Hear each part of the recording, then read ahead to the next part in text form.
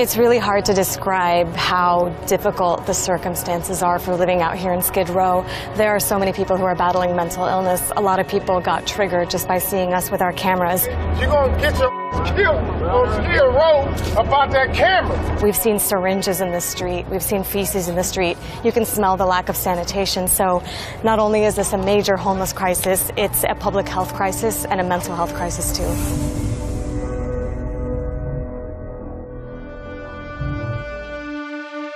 When you hear Los Angeles, you probably think movie stars, beaches, and endless shopping.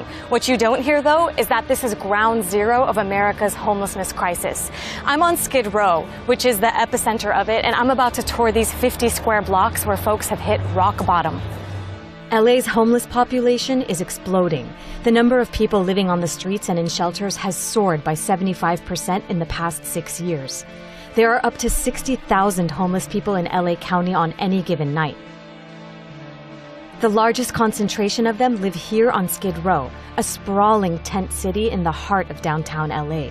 A UN official described living conditions here as shocking.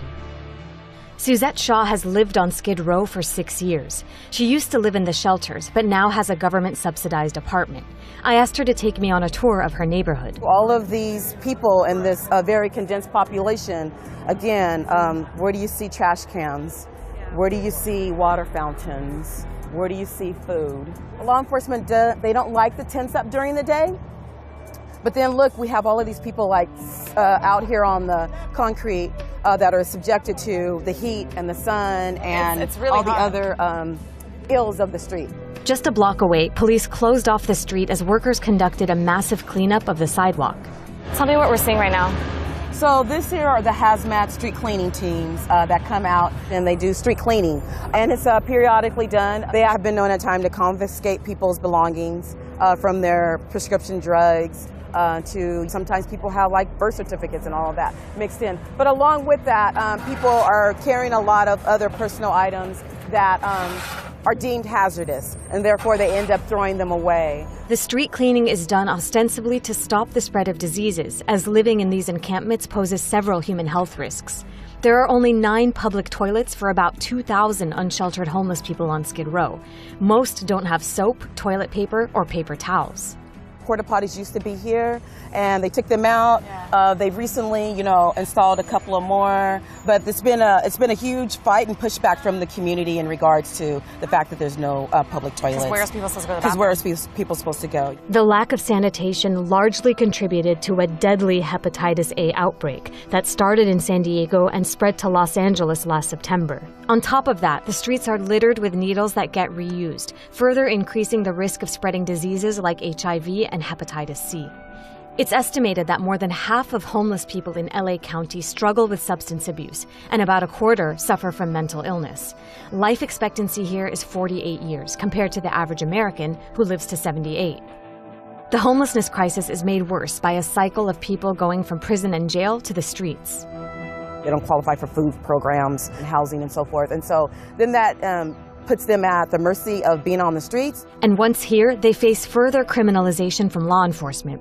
We saw a heavy police presence on Skid Row, and while it's meant to deter violence and crime, residents here feel targeted.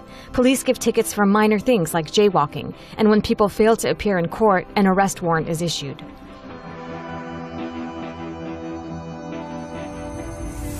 Oftentimes, former inmates with mental illness end up homeless without access to medical or psychiatric help.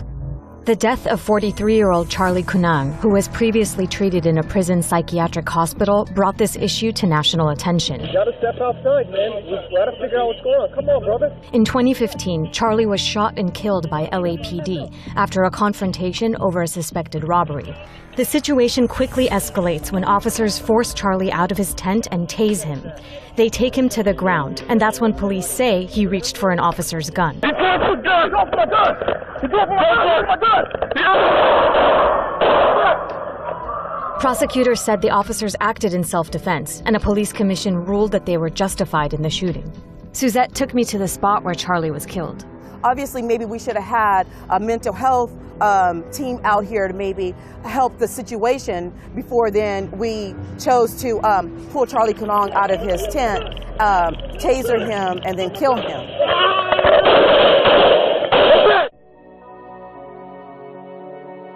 Women are a growing population on Skid Row.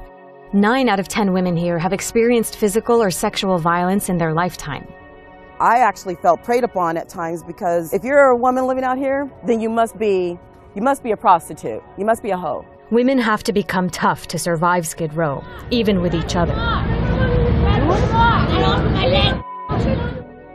The irony of Skid Row is that it exists against a backdrop of glittery downtown LA. The area has rapidly developed and gentrified in the last decade. Trendy cafes, high-end lofts, and upscale restaurants have popped up everywhere, and buildings are being converted into luxury housing. All of this is driving up rent prices and making apartments unaffordable. Adam Murray is the executive director of the Inner City Law Center. He works with people who are homeless on Skid Row and helps them fight evictions and find permanent housing. Why do you think the homeless population is exploding the way it is here? I'd say more than anything else, it's the disconnect between people's incomes and the cost of living in Los Angeles. In the past 15 years, the median rent has gone up by 28% in Los Angeles, and the median renter income has gone down by 8%. So you literally have hundreds of thousands of people every month who are struggling to pay the rent. And then when you add in those other factors that are going on in their lives, there's just not a safety net to keep them from ending up on the streets. Is the city just not doing enough, in your opinion? The city's definitely not doing enough. The county's not doing enough. Individually, we're not doing enough. Communities aren't doing enough. In 2016, LA voters passed a ballot measure to provide $1.2 billion in funding for the construction of 10,000 affordable housing units over the next 10 years. But where to build them is now the problem. Part of the challenge is there's a lot of resistance, NIMBY resistance, not in my backyard resistance, to any new housing that goes in, especially affordable housing. That needs to change. The American homeless population increased last year for the first time since 2010. On any given night, about 500,000 people in the U.S. were living on the streets or in shelters.